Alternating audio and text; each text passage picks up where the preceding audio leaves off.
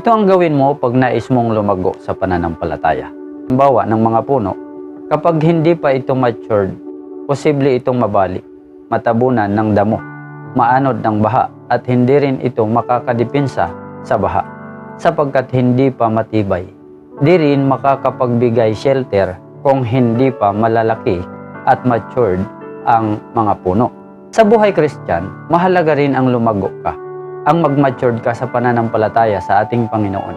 Kapag hindi ka lumago at mananatili kang baby Christian, ikaw po ay wala pang pundasyon. Maaari ka pang mabali, maanod, matabunan ng damo ng pangangailangan.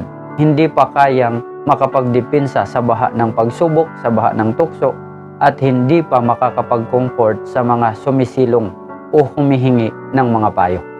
Now, ang paglago sa pananampalataya ay inuutos po at naniniwala din ako na ang tunay na mga anak ng Diyos ay lalago at magmamatured sa Panginoon, sapagkat ang pagkilos ni Lord sa kanyang buhay ay tuloy-tuloy, ayon sa Filipos 1:6.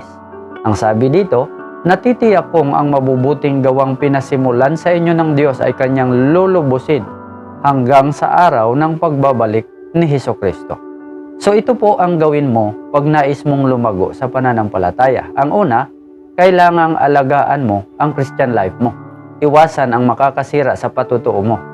Magbasa ka lagi ng Bible, alamin ang aral ng Panginoon, ang kalooban at hindi kalooban ng Panginoon.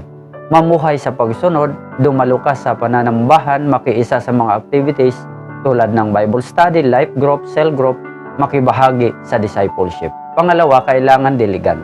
Mahalaga ang tubig sa puno. Pag mawala ito, hindi makakalago ang tanim. Kaya nga yung mga puno na nasa tabi ng ilog, sila po ang mga healthy sapagkat ang mga ugat ay nakasipsip ng tubig. Kung malayo sa ilog, mas maiging maalagaan ng dilig hanggang sa lumago ang puno. Kaya sa buhay natin, pag tuyo tayo, pag tigang tayo, walang tubig, hindi tayo lalago. Kaya dapat tayong mga anak ng Diyos, lalo na kung hindi ka pa lumalago, need mo ng tubig na madiligan ka. Kaya diligan mo ng salita ng Diyos ang buhay mo. Diligan mo ng panalangin ang buhay mo. Diligan mo ng oras at malalim na relasyon sa Diyos sapagkat siya ang ating tubig. At number 3, kailangang bunutin ang mga damo-damo para hindi maapawan. Now sa Bible, ang mga damo ay naglalarawan sa mga pangangailangan sa sarili tulad ng mga material na bagay. Ngayon, sa buhay mananampalataya, ang ating mga needs, kung hindi natin mabalance at mamanage, ito ang sasakal sa atin. Matatabunan tayo ng mga pangangailangan na dahilan para doon na tayo mag-focus at dahilan para mapabayaan na ang paglilingkod.